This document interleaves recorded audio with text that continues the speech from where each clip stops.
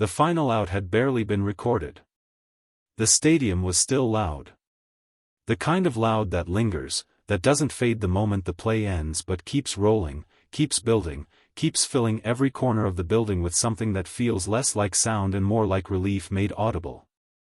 The Dodgers had won. Dramatically. The kind of victory that leaves everyone who watched it slightly breathless, slightly disbelieving, the way close wins always do when the margin between triumph and collapse was measured in inches and seconds. Players were embracing. Coaches were exhaling. The dugout was doing what dugouts do after a win that genuinely had to be earned, releasing everything that had been held tightly for 9 innings. And then, near the edge of the field, something quieter was happening. Something that had nothing to do with the final score. Nothing to do with the standings.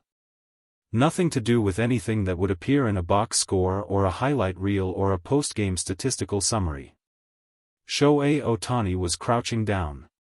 Not to field a ball. Not to stretch.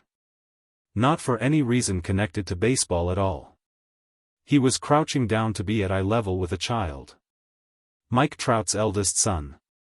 And what passed between them in that moment, what the boy said, what Ohtani answered, what promise was made in the noise and the aftermath of a dramatic Dodgers victory, would surface in the American media hours later and travel across the world before morning.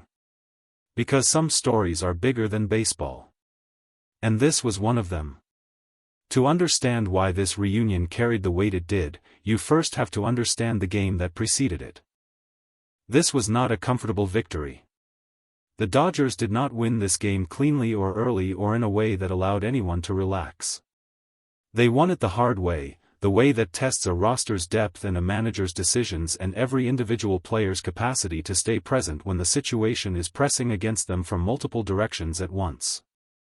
Roki Sasaki had taken the mound with the particular focus he carries into every start.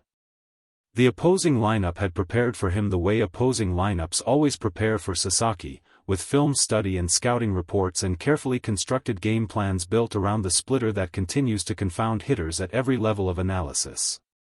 None of it fully worked. Sasaki moved through innings with the quiet efficiency that has become his signature in a Dodgers uniform. He wasn't overpowering in the way that generates gasps and highlight clips. He was something more difficult to defend against, he was precise.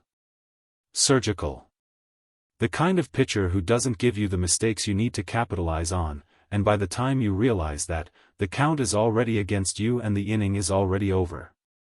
The Dodgers' offense had scratched and worked and manufactured runs in the way Roberts' lineups are built to manufacture them. Not through singular explosive moments alone but through accumulated pressure. Through at-bats that lasted long enough to matter. Through situational baseball that doesn't photograph well but wins games with a consistency that shows up in the standings over a long season. The dramatic finish arrived late.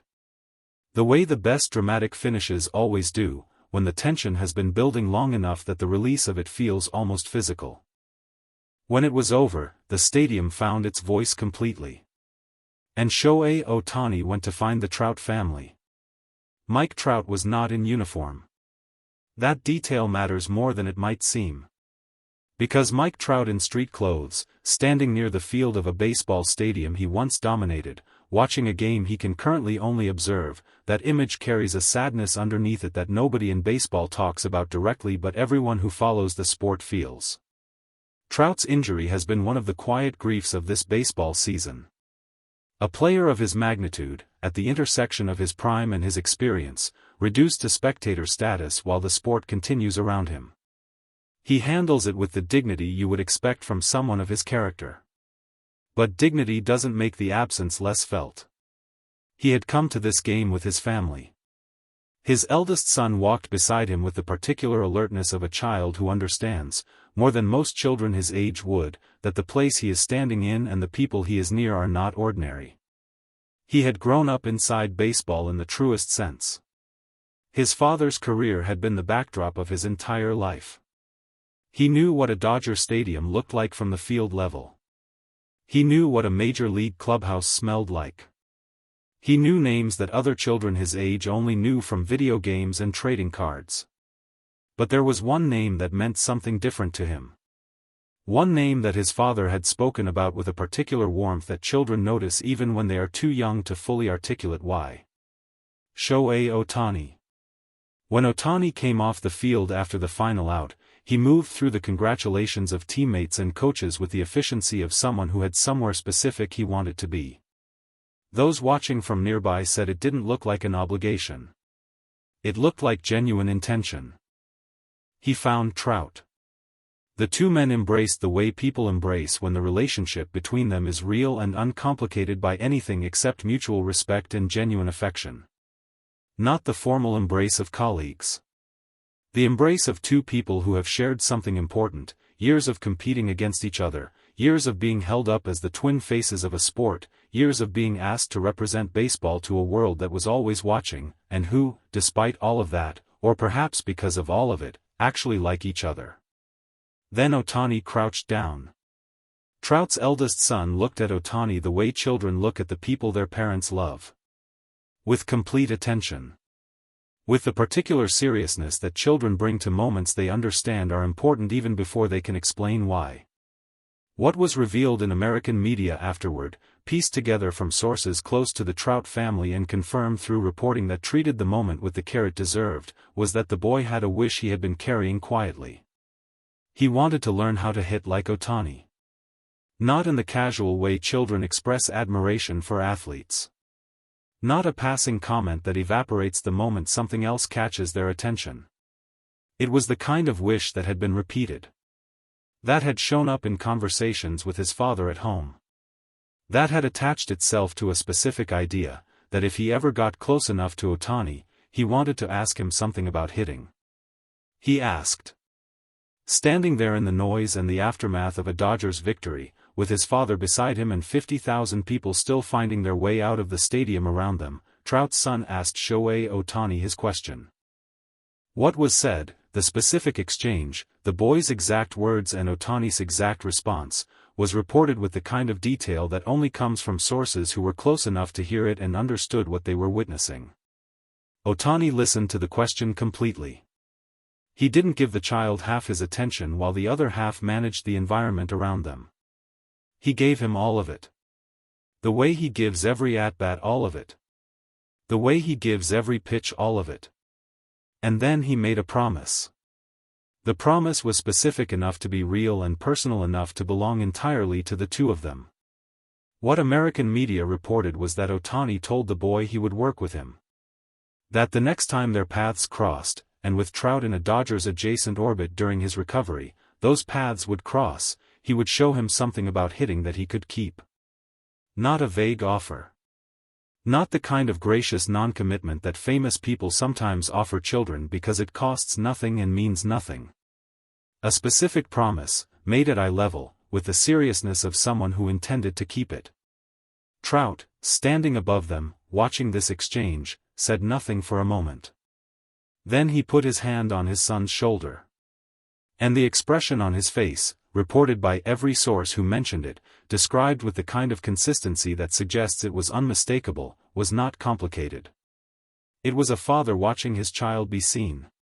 Fully. Genuinely. By someone whose seeing means something. While the Trout reunion was unfolding near the field, in a different part of the stadium an opposing manager was sitting in front of a microphone doing the thing opposing managers do after games like this. Processing defeat. He was asked about Sasaki early. The reporter framed it the way reporters frame questions about pitchers who have just shut down a lineup, with the embedded acknowledgement that something unusual had just been witnessed and an invitation for the person who experienced it most directly to put it into words. The opposing manager didn't reach for a diplomatic non-answer. He had the look of someone who had spent 9 innings trying to solve a problem that didn't fully get solved and had arrived at a kind of grudging clarity about why. He said Sasaki was different from what the scouting report suggested. Not because the reports were wrong. The reports were accurate. The splitter did what the report said it would do. The velocity was what the report said it would be. The release point, the arm angle, the sequencing, all of it matched what his coaching staff had prepared his hitters to expect.